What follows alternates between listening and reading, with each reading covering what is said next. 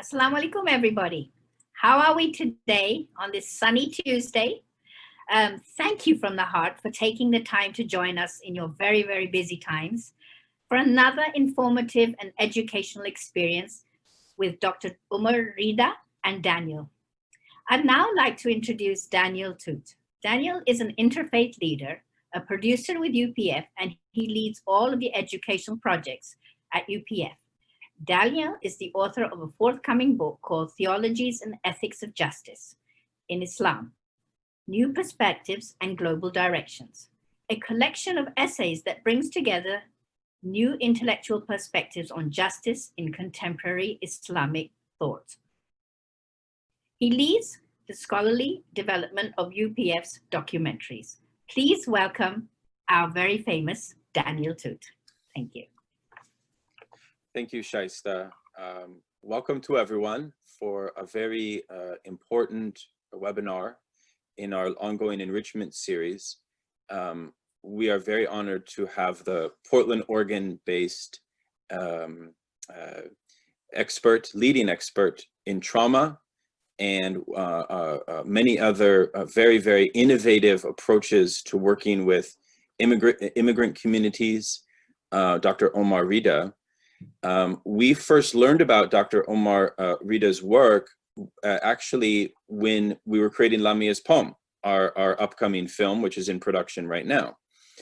And we found the real life stories of Syrian refugee youth turning to various ways of coping with the profound anxiety, the profound stress of a wartime environment, living in a refugee camp, fleeing from violence. And we found that they were turning to poetry and the arts. They were turning to reading and other techniques to cope with the trauma of their surroundings. And this is actually, Dr. Omar Reda is one of the foremost specialists in the United States that works with Arab refugee populations, particularly Syrian refugee populations, but he's worked with many other populations suffering from psychosocial issues and psychosocial trauma. So he is a leading expert in psychotraumatology and trauma-informed care, as well as the mental health of Muslims, immigrants, and refugees. He received his master's degree from Harvard in refugee and global mental health after completing medical school in Libya, while undergoing extensive training with the University of Tennessee. Currently, he's a board-certified psychiatrist practicing at Providence Healthcare System in Portland, Oregon, which is also my hometown, where I met Dr. Reda in person. And we reached out to him after Dr. Reda read the script of what Alex Kronemer from our team wrote for Lamya's poem, which I'll just mention as an aside. The script has already, even though the film has not yet come out, has already won several awards and is actually going to be screened at the Cannes Film Festival.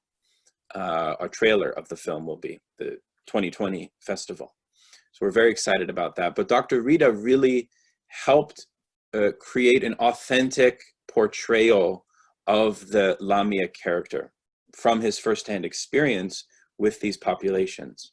So we really owe a lot of gratitude to him for helping refine and give very constructive feedback on the creation of this film. And we're so excited to share this film when it is complete in a few months with all of you. But for today, we thought that Dr. Reda would offer some practical tips in all of his years of experience dealing with trauma. One of the things that he mentioned when I met with him was that in traumatic scenarios, people experience what he calls toxic stress. And it's a cycle. And I felt that all of us globally in various ways, whether we have children in the house, whether we are alone, we are dealing with some type of toxic stress, I would say. So what better person to navigate this difficult time than Dr. Reda? So with that introduction, Dr. Reda is going to talk for 20 minutes. He has a couple slides to share. We want you to write down your questions. We want to create a safe space for you to ask personal questions in the chat bar, questions that are relevant for you and helping you. We want this to be practical. for how you can manage your day-to-day dealing with the COVID quarantine and other problems. So we'll keep anonymity for all questions, but feel free to ask your questions, and Shaista will facilitate a Q&A right when he's done. So Dr. Reda, please feel free to take it away.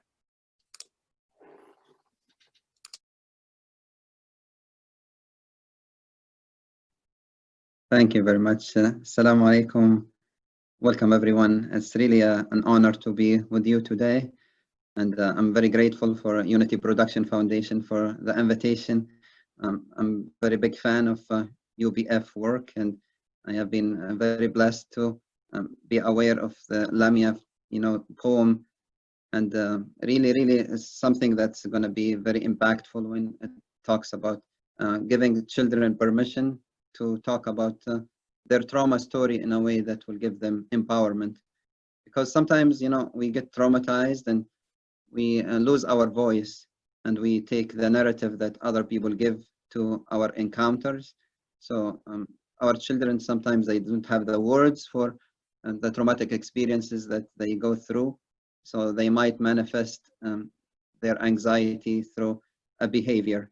And if we are not aware of the source of that behavior, we might get upset with them, and that will be a cycle that's broken and dysfunctional, and it can lead to us seeing each other as enemies. So sometimes when the trauma comes in a family context, it can either break or make a family. So today, hopefully, we'll talk about what does trauma mean, and what's stress and toxic stress, and just focusing not necessarily on the painful and the graphic details of the experiences that we all go through, but mainly looking for beauty and resilience, and how can we cope and hopefully become more resilient family because of what happened to us. So very briefly, I come from Benghazi, Libya. I finished medical school there. I have had my share of traumatic experiences, losing my sister for brain cancer. I thought I'm gonna become brain surgeon so I can, remove the pain and suffering of my mom and dad. I did very well in medical school, but unfortunately, every time I go into the operating room, I end up unconscious on the floor. So after, a few episodes of fainting, it was very clear that I cannot become a surgeon if I'm always unconscious. So I found my, calling in the emergency room. But even as an ER physician, I found that I was very attracted to hearing people's stories and listening to their psychosocial needs, and try to be a source of, healing and hopefully even delight and joy for these families that are going through a rough time. Coming from a culture that does not necessarily look favorably at psychiatry, I was not able to become a psychiatrist until I came to the United States. But, I was working as an ER physician, and then unfortunately, I was forced to leave my home country, live as an asylum seeker in the United Kingdom, and then come to the United States very shortly after September 11. So I have my own experiences of racism and discrimination. But then the Arab Spring happened in my home country, and I was very lucky to have graduated from the Harvard program in refugee trauma just a few years before the Arab Spring. So I found myself applying lots of what I have learned with my own people in my hometown of Benghazi and other cities throughout Libya. Since then, I have been very privileged to go to the Syrian border, work with Syrian refugees, go to the Bangladesh Burmese border and work with the Rohingya community. And every time I come to the United States between my trips to the refugee camps, I find that the trauma story is manifesting in our own homes. So even behind closed doors here in the United States, there are many families that are going through traumatic experiences and stressful times. And sometimes if we don't give permission for each other to talk about our feelings, we might dismiss our feelings, and our children might go to sleep with the full stomach but broken heart. And this is a very unfortunate cycle that I like to break. That's why I created the untangled model of care, because I wanted really to use some of family bonding and youth empowerment to open channels of communication and build the bridges of trust between family members so they don't see each other as enemies. Because if we do that, we will repeat the cycle, and the trauma can go from one generation to another. One thing that I really noticed in the immigrants and refugee community, when they come here, they will work long hours, maybe 2 jobs, and they try to, master the English language and get a green card. And in a way, they're chasing the American dream. But then they don't see their family members, they don't see their loved ones. Some of them, they go to work before their children wake up. They come from work after their children already went to sleep. And what is the American dream if it's not our family? So some of us are losing the American dream, chasing it. And this is something that really through education, through activities that are based on resilience and coping skills, and some of the community forums that we do, we found that the community started to feel receptive. Especially we know the examples of the Prophet sallallahu alaihi wasallam. He was very keen to focus on the emotional needs of the young companions especially. So his door was very open. He has an open door policy for everybody to come and ask him even the most difficult questions. Whenever he sees somebody struggling in the mosque, he will come to them and counsel. He was the best therapist. And the Quran is full of giving us permission to express our feelings. I mean, the chapter of Mary, Surah Maryam, is basically telling the story of a woman who was going through, depression because of her pregnancy. She was very confused. She was upset with the pregnancy. She was anxious about people's reaction to her getting pregnant without having a husband. So Allah subhanahu wa ta'ala very clearly in Surah Maryam, He told her the steps she can take in order to cope with whatever anxiety she was going through. So very briefly, in this surah, Allah subhanahu wa ta'ala told, Maryam, peace be upon her, that, she's a mother of Jesus, peace be upon him too, that, la tahzani, which means don't grieve, don't indulge in just being focused on the negative emotions of sadness. And this is a very common theme in the Quran. La tahzani, la yahzan, kay la tahzan. All of that, Allah subhanahu wa ta'ala is telling us it's not befitting for women to go through sadness, because especially women, especially mothers, if they are sad, if they are depressed, they will release toxic hormones, cortisol and norepinephrine, and that will affect their immune system. It will affect the whole mood of the family. It will lead to physical illnesses like high blood pressure, high blood sugar, gastric ulcer. So Allah subhanahu wa ta'ala told Mary, don't indulge much in the negative details of your trauma.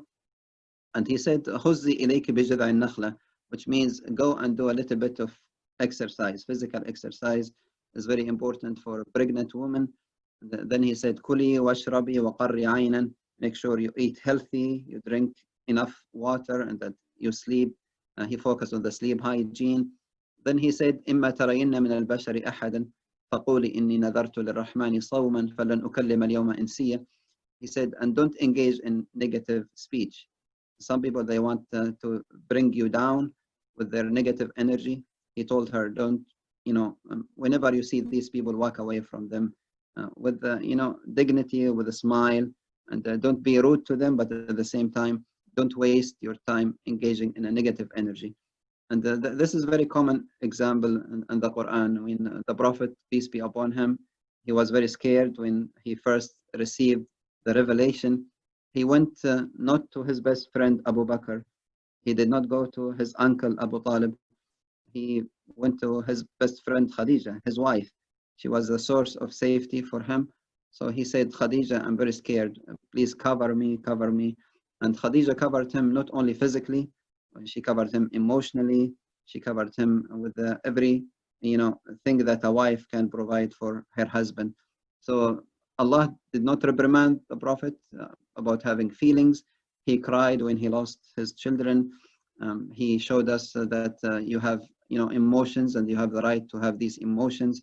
He was very safe role model around the young Sahaba that they came and climbed on his shoulders. And basically, my first book was on the shoulders of the Prophet. I wrote a book about how the young companions felt very safe around him. They basically came and climbed on his shoulders. So today I wanted to, briefly go over tips for coping with the toxic stress. And, we'll talk about what does stress mean, and what does trauma mean, and what's the effect of stress and trauma on our psyche. So basically, stress is the amount of pressure that you will apply on a surface.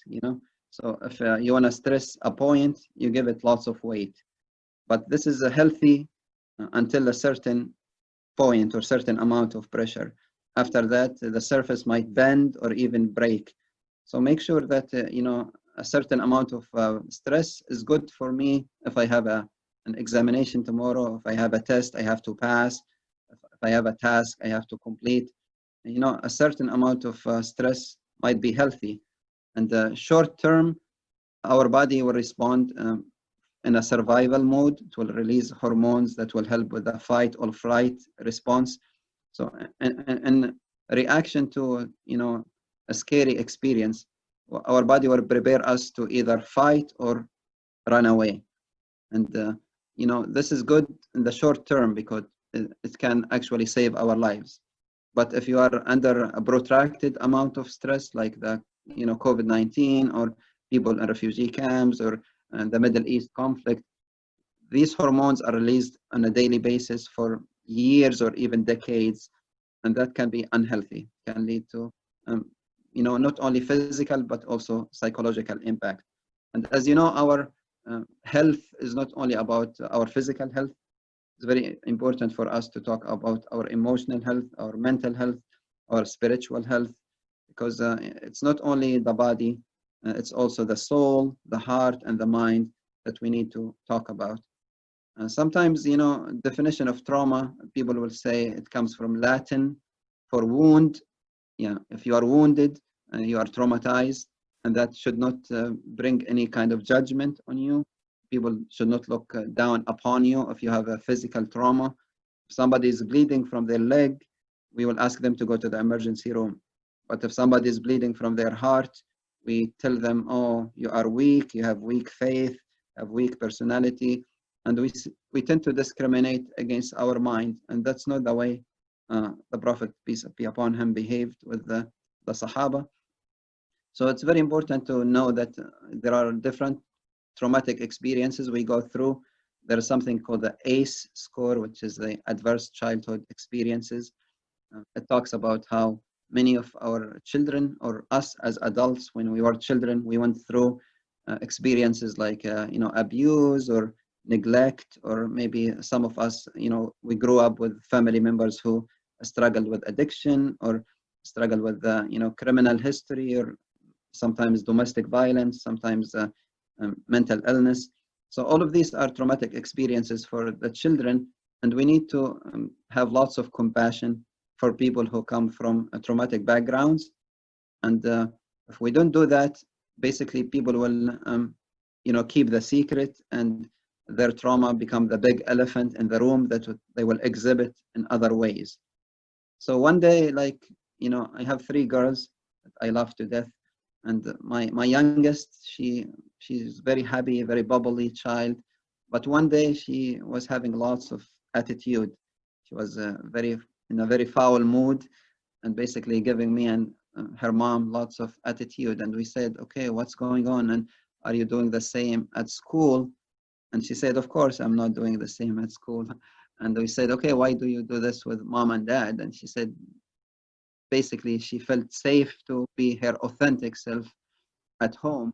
So it's very important that we make our homes places of safety, because otherwise our children, when they have difficult emotions, they will go somewhere else. It's very important that we become available for them.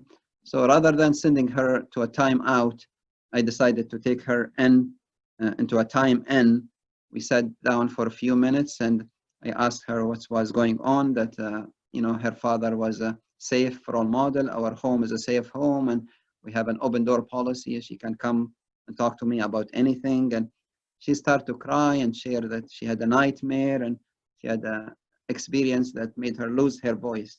Basically, literally, she lost her voice. She was telling me her trauma story through behavior.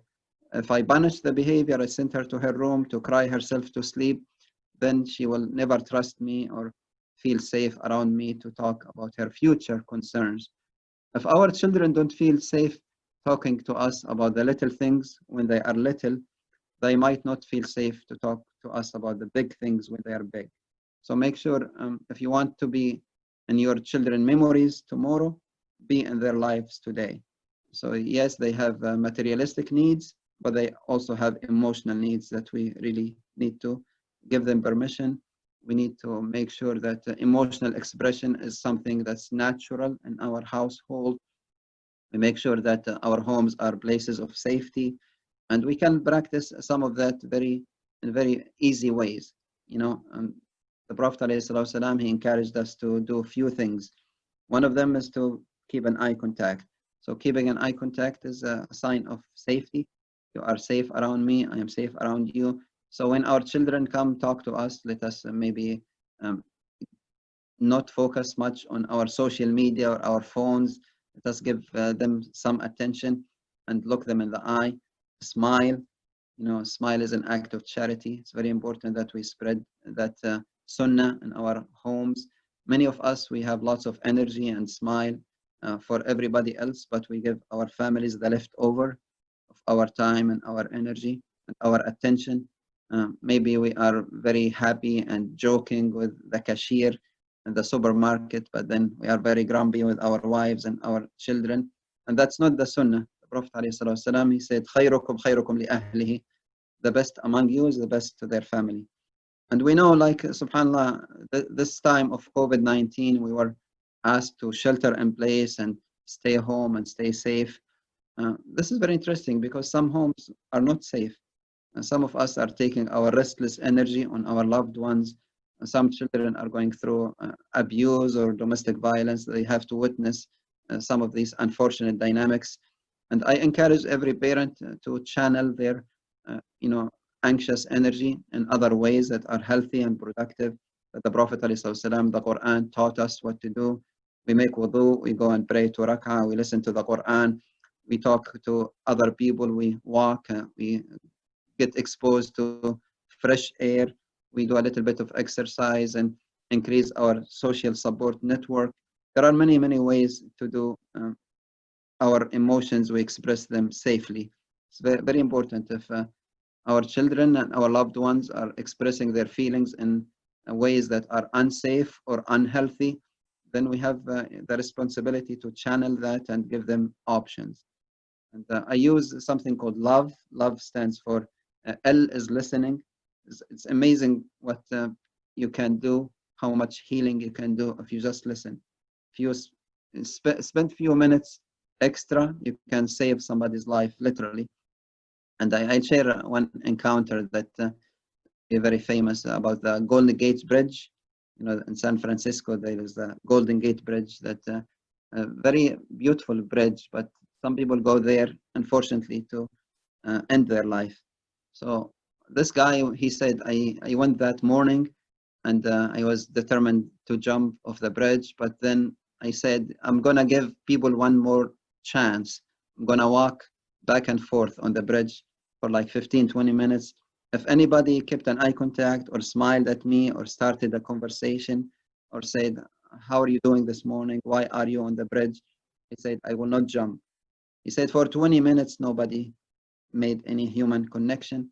He ended up jumping and surviving, but really, really like spending a few minutes doing a little bit of act of kindness.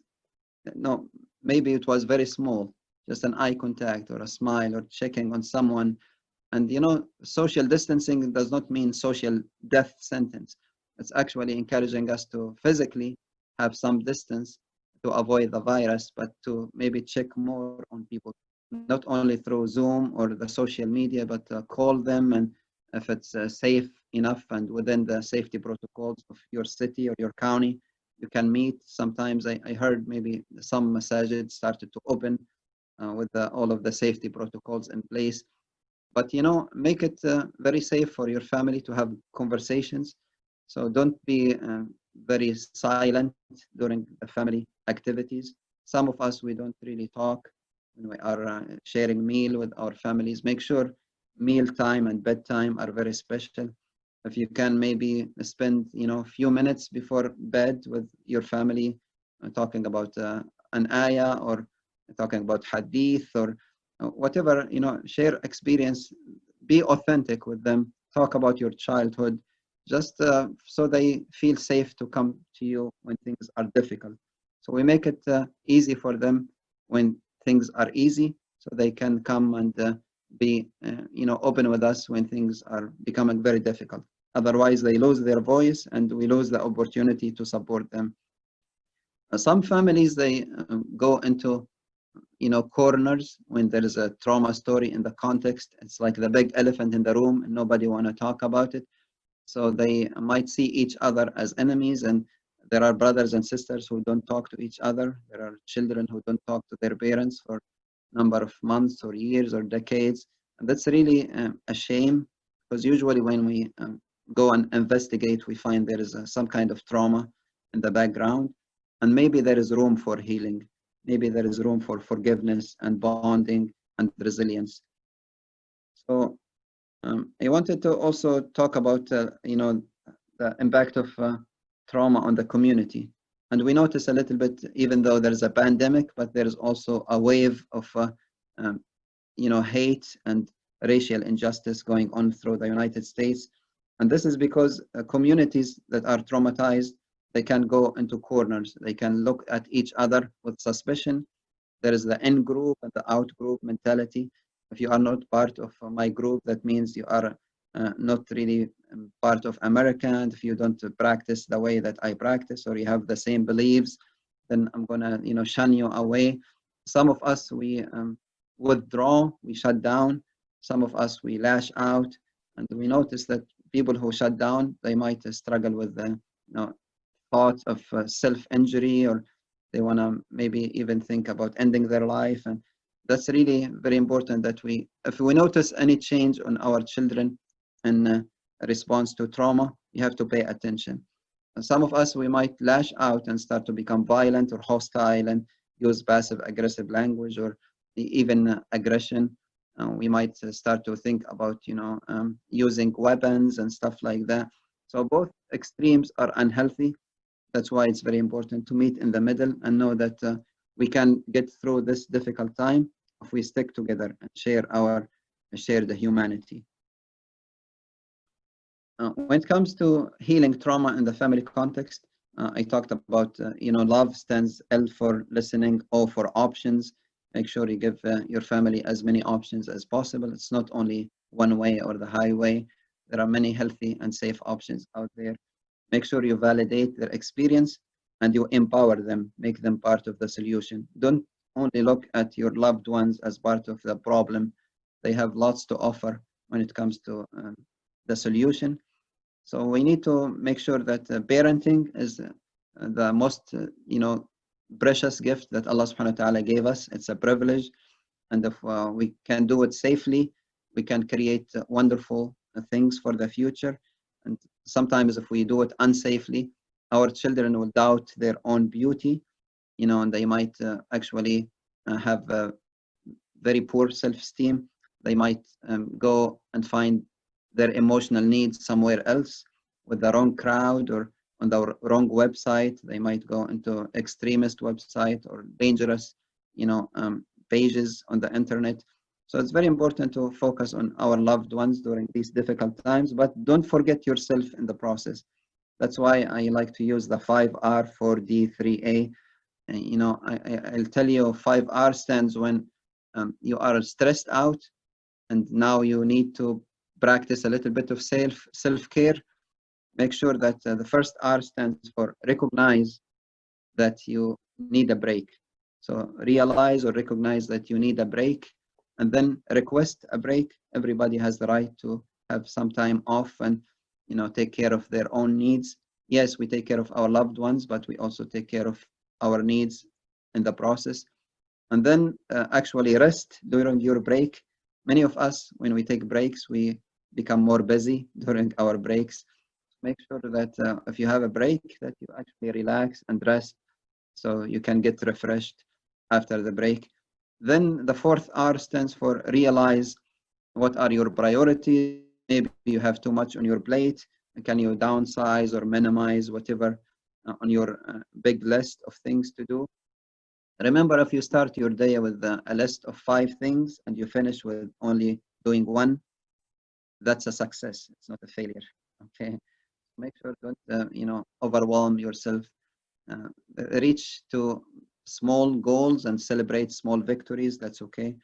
And then the fifth R stands for recenter and become refreshed when you re-engage with your loved ones or with your community or your work. So the 5 R's again: recognize you deserve a break, then request a break, then rest during your break, then realize your priorities, and finally re-engage when you are refreshed. The 4 Ds stands for if you have too many things on your plate, you can do 4 things. If this is something that you have to do immediately, then do it. If it's something that you can delay it. If this is something that you can delegate to somebody else to do it on your behalf, delegate. And sometimes you have no control over the thing that is asked of you, then ditch it. Don't do it, because it's an unrealistic goal. The 3 A's that I'm a big fan of is, there are many beautiful things that happen behind closed doors in our households, under our roofs. So make sure that you pay attention. Pay attention to the small details that are happening in your households. Clothes are not being washed on their own. The dishes don't jump into the dishwasher on their own. The house does not get cleaned. The children don't, change their clothes on their own when they're little. So there are beautiful things that your loved ones are doing, and we take each other for granted. And we need really to pay attention and then start to show appreciation for these small things. And appreciation is not only through words, it's not lip service, but also through action. And when there is attention and there is appreciation, the affection will come naturally. Affection becomes part of the family unit. And this is what Allah subhanahu wa ta'ala described the marriage as a sacred contract, mithaq ghalidh. And he also said, جَعَلَ بَيْنَكُمْ مَوَدَّةً وَرَحْمَةً. The foundation of any marriage is mawadda and rahmah, affection and mercy. So we need to really be merciful and affectionate towards our loved ones. And I will finish with an activity that I like to do, hands-on activities. So I give you practical tips you can do today with your family, and then we'll open it up for discussion. So this is like just a regular paper plate, and I draw a person, or maybe you can draw a tree with 2 roots and 2 branches. But then ask yourself, what are your roots, your legs? What anchor you to the ground? When you are feeling anxious, how can you become grounded? So when I asked my children this question, they said the 2 roots or my 2 feet are my faith and my family. So our deen and our loved ones is what anchors us to the ground. SubhanAllah, I used to have very strong roots, but then I lost my mom. Allah subhanahu wa ta'ala accept her in Jannah. So I felt my foundation started to become shaky. But, she is in a better place, and I need to focus also on my father and be respectful to him and make sure that I give him his due right before he's gone. So sometimes, when we lose a loved one, our foundations start to become shaky. But remember, this is only a temporary and transient departure. We see them again in paradise, inshallah. And then I asked them, what does the trunk represent for you? And their answer was, it represents their values, their core beliefs. And then what are the branches? What can you produce if you have strong roots and strong trunk? And for us, for our family, it was self-care and acts of kindness. So we do kind things towards others, but we don't forget ourselves in the process. And when you have children, they do it in a very beautiful and colorful way. So this is what the girls came up with, fruits and branches. And so sometimes it's a simple activity like this will bring safety and joy to the family unit, but we don't do it haphazardly. There is a goal behind it. We are doing it to improve the family unit and give each other permission to express our feelings. Another activity that we did is, in psychiatry, for example, we talk about focusing on our body, which is our biological needs, focusing on our psychological needs, our spiritual needs, and our social needs. So it's very important to know that our biological needs, like, you sleep healthy, you eat healthy, you have enough water to drink, you exercise, have fresh air. The social needs, you need to be a part of a social support network, friends and relatives and the community. Our psychological needs, we give each other permission to talk and express our feelings and tell our story in a way that gives us meaning and closure and healing. And then our spiritual needs, our connection with Allah subhanahu wa ta'ala, with our beautiful religion, and so on. And, you can do it maybe talking to the children about how can you take care of your body, your heart, your mind, and your soul. Okay, so these are, few activities that I like to share with you, but I really would love to hear from you what's your current struggles during these difficult times, and how can we be of support, inshallah. Thank you. Thank you, Dr. Reda. Jazakallah khair for such a beautiful presentation with so much knowledge and experience that you've shared with us, and we're so appreciative of that today. While people are gathering their questions, and really everybody, please join in, write a question. No question is too silly or too small. Everybody experiences stress in so many different ways. For some it's a small stress, for some it's a big stress. There's no measurement of stress, and each person deals with it in a different way. And I hope that the community that's watching really, puts their questions in, and we will do our best to answer them. One person has also said, Jazakum Allah khair for the presentation and for your sincere talk. They're also complimenting you from our audience, alhamdulillah. One of the questions, Dr. Reda, that I had, is that, can you explain some of the symptoms or signs of a person going through toxic stress? And I'm sure there are different types. Thank you. Yeah, thank you. So, there are many, and if we talk about maybe our body, you start to become more fatigued. You start to have what we call somatic symptoms, maybe having, new migraines that you didn't have before, or stomach aches, especially our children who are anxious. They might start to have stomach pains, and they might, try to avoid the school because they are afraid that, if they go to school, they might face more anxiety. Some of the children might, manifest their stress in an academic decline. Some of us, we show it through social isolation.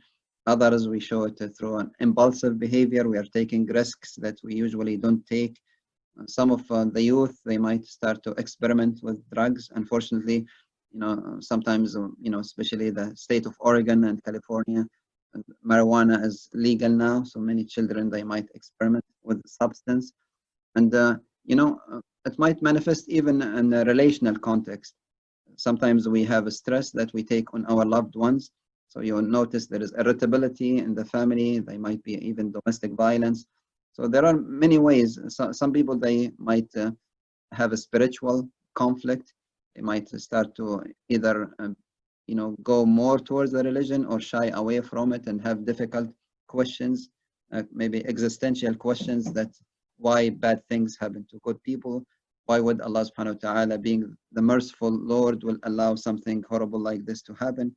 So we should accept all of these kinds of questions rather than shut our children down, because if they don't find the answers with us, they will find them somewhere else. So we should just make it safe for them to ask any kind of question. Jazakallah khair. And you mentioned social interactions and distancing. Have you found that this social distancing, has it contributed to more stress currently? And if so, in what way? Yeah, I mean, being a psychiatrist, and I have the privilege of going to work every single day. We haven't missed a single day of work. We see our patients face to face. We notice that COVID-19, inshallah, is going away, but there is something called COVID-20, which is a psychological wave coming our way. The psychosocial impact of the pandemic is, something that we are very worried about. We notice there is an increase in the level of the restless energy in the country, the hateful energy. There's lots of anxiety, depression, substance use, people even thinking about ending their life, losing their support, networks. And I think we had it wrong in the beginning when we are ordered to practice social distance. People took that literally. It only meant physical distance, but people stopped checking on one another, and many vulnerable people, they start to fall through the cracks. And we see them frequently in the emergency rooms and the inpatient units. But I think when it comes to the Muslim community, with the openings of the masjid again, with each other, having a more a cohesive way of living, I'm optimistic that hopefully we can avoid most of the damage that will come with the COVID-20. Yes, thank you for answering that. And you touched upon the different ages of children. You said teenagers. Is there a certain formula? How would you deal with babies? How would you deal with the middle-aged children and then the teenagers? I wanted to focus on the children a little bit because I'm sure lots of families out there are experiencing some kind of stress with their children. Yeah, I mean, there is not necessarily one specific, size that fits all, but it's very important to know that the best thing that you can do for your children is to model self-care. So if they see you, so our children might forget everything about the pandemic except the way that we behave during it. So they need to make sure that we are practicing healthy and safe ways of expressing our feelings. If we are hostile, they will become hostile. If we withdraw and stop talking, they will do the same. If we are engaging in a risky behavior, they might mimic us. So it's very important. I would always say, if you want to take care of your children, make sure you take care of yourself. If you are a husband, the best thing to do for your children is to take care of your wife, take care of their mom, because mothers are the foundation of the family unit. And if the mom is going through a difficult time because the children are young, or because maybe postpartum struggle, then it is unfair for them to be going through not only the pandemic, not only the racism, not only the cultural baggage that comes being a woman in the Muslim community, but also now there is unsafe, dynamics in the household. If we can take some of the burden of our, wives and our moms and our sisters and our daughters, I think we will do amazing things. I think that's so well said. And we have a couple of questions have come up and comments. Dr. Arif in Virginia said, "Thank you so much, Dr. Umar, for such a great presentation. Very relevant and informative. Jazakallah khair." We have Minha. She is saying, "What a beautiful soul you have, mashallah, Dr. Reda. Thank you so much for sharing your knowledge with us. Can you please share all the parts of love? And also, do you have these and pictures of your children's work from the activity posted or published somewhere?" Yeah, Jazakallah khair. Thank you. I mean, I think it's an honor, and it's a responsibility that we owe to our children, and including self-care. I think self-care is not a luxury. It's actually a responsibility that we need to take care of ourselves to be available for our loved ones. I have, a whole YouTube channel basically called, daughter-father bonding, DFB. Yeah, so it talks about family dynamics and how we can improve them. It's about 60 videos of me and the girls doing activities together to bring safety to the household. I have a number of books that I wrote about, these dynamics. One is On the Shoulders of the Prophet, ﷺ. The second one was Generation of ISIS, because I believe if our children don't have a safe role model, they will find other role models that might not be safe. So some of our children, they go to extremist ideologies, and that's my second book. The third book was Untangled, which talks about if we focus on bonding our families, we can break the cycle of the trauma, and we prevent this from going from one generation to another. So it's very important to invest in your family today. And one thing that you said, sister, is really powerful. That some of us, we have stories that we might say, oh, it's not a big deal. But every story is worth listening to. Every story worth acknowledging and honoring. I remember, subhanallah, when the New Zealand shooting happened, when the man walked into the masjid and Christchurch, and he basically killed 51 people while they were praying, Friday. Very tragic, yes. Yeah, so I remember, subhanallah, one of my colleagues who was a Jewish neurologist, he called me. I never met him before. He said, Dr. Reda, can we meet? And my name is so and so. So we met over coffee. And even though he comes from very horrible experiences with the Holocaust and his family being traumatized, he told me, today I just want to listen to your pain. He said, I want you to know that even though my story is significant, but today I wanted to listen to your story. And this is why I try to educate people. When we say Black Lives Matter, does not mean other lives don't matter. It just means today, there is a knee on my neck. I cannot breathe. So I need to focus on that emergency. If I have a broken arm, I'm not going to say all bones matter. I'm going to say, okay, this arm needs fixing right now. If one of my patients is unable to breathe, I will go and tend to them and make sure that I give them all the care that they need. Does not mean that I don't care about the rest of my patients. If one house is on fire in my neighborhood, I will focus my resources on that house. Does not mean the rest of the homes don't matter. So subhanAllah, we just need to make sure that if I focus on one cause, does not mean I'm not concerned about other causes. Sometimes we do a refugee event and people will say, oh, what about the homeless or the veterans, or why don't you care about this cause or that cause?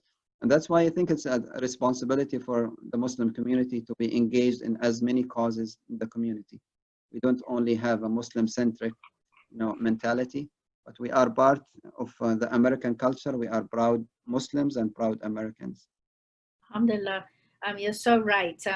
If you could just touch upon some very basic positive habits of how to deal with stress, very generally, which may help most people. Okay, Jazakallah khair. So I just wanted to go back to the LOVE acronym. So L stands for listening, active listening. We don't only listen with our ears, we listen with our eyes, with our heart. So I listen in order to understand. And the O stands for options. Make sure you have as many options for your children and loved ones as possible. The V is for validation. We validate their experience, their feelings, their questions. And then E for empowerment. We make them part of the solution and we give them as much leadership and as much opportunities to be part of solving the problem. Don't see them only as the problem. But I think, very small tips is these are difficult times and they are going to be transient because we know Allah subhanahu wa ta'ala is the most merciful. His door will open very soon and the doors of the masjid will open and the community will recover. But really we need to celebrate each other during these difficult times. We don't only focus on the negative. We notice, the small things that are happening in our homes and our community. We check on our neighbors. We become basically a walking Quran. We practice what we preach and we become active members in the healing rather than bringing everybody down and talking about gloom and doom. And, our social media is very depressing. Let us try to spread some joy and some acts of beauty because they are out there. If you focus on beauty, you'll find it. Rumi, who's a Muslim poet, he said, there are beautiful things you can only see in the dark. So because of the darkness, you can see the fireflies or the fireworks, or you can see full moon or shining stars. You can only see them because of the darkness. So subhanAllah, there is lots of beautiful things that happen, but make sure you don't forget yourself in the process. Make sure you practice some of the tips we talked about for self-care. Make sure that your loved ones have most of your energy. If everybody cleans their own small, section, everybody try to heal only their household, we will do lots of good. That's wonderful.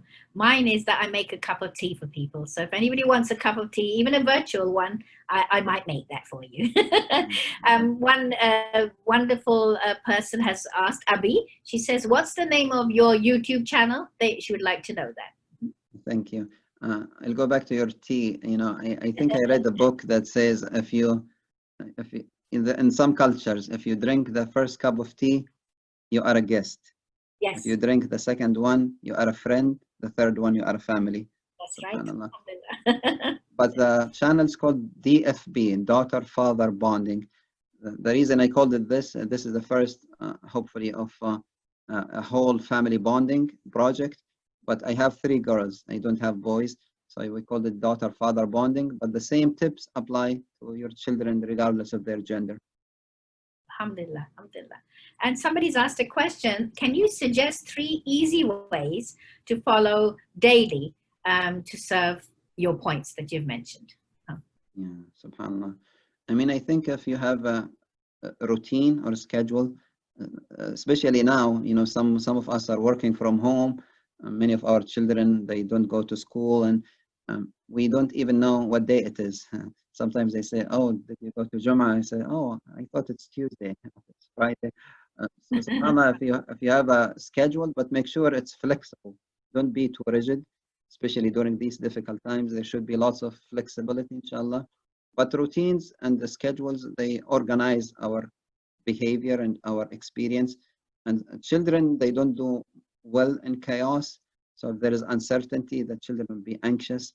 And we might just ask them to go on their iPad and spend their anxious energy watching, you know, and playing video games and stuff like that.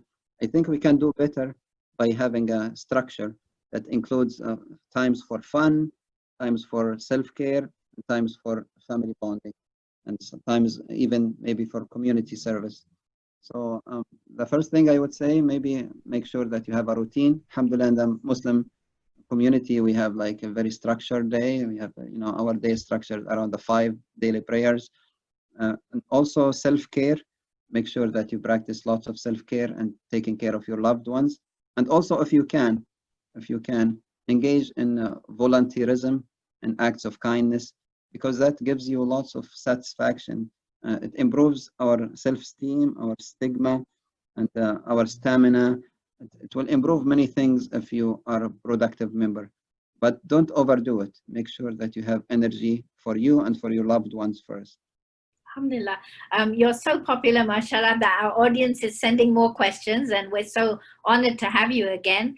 Mitra is asking how to navigate stress, fear of the virus in the family when one person is returning to work outside the home and everyone else is staying at home. And I'm sure a lot of people are, relate to this.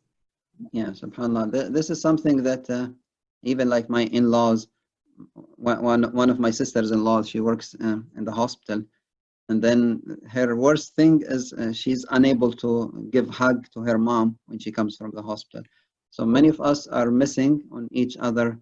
We cannot hug them, we cannot be around them, and you know, some families, they told me even maybe there was a death in the family and we could not attend the funeral. Some of the cultures, they don't even have a funeral and their loved ones was basically cremated and stuff like that. There is lots of loss and grief that's happening. Alhamdulillah, in Islam, Allah subhanahu wa ta'ala and the Prophet ﷺ, they taught us how to deal with the grief. Make sure that the grief is a communal affair, that we check on each other. We provide as much support and extend as much, help we can to the family that's grieving. And we have rituals. We have enough rituals in Islam when somebody, is grieving, not only because of death, but also because of loss. Maybe our children did not get the chance to graduate. They didn't have the party of a graduation. Many of the children, they ended up attending parties over Zoom and stuff like that. So there is lots of loss and grief, but given that this is a temporary disaster and the pandemic will be over soon, alhamdulillah, we see signs of improvement. We can delay some of these celebrations for later. We can hopefully, as a community, as a masjid, yes, this Ramadan was very different. Yes, many of us, we did not have Eid prayer, but we can celebrate some of these later. And subhanAllah, you don't only find Allah subhanahu wa ta'ala in the masjid. You find Allah's face everywhere.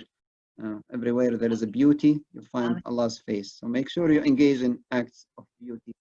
Make sure that you lift people up. Make sure if there are elderly in your community, if there are families with children with special needs, there are people with mental struggles or financial struggles, be there for them.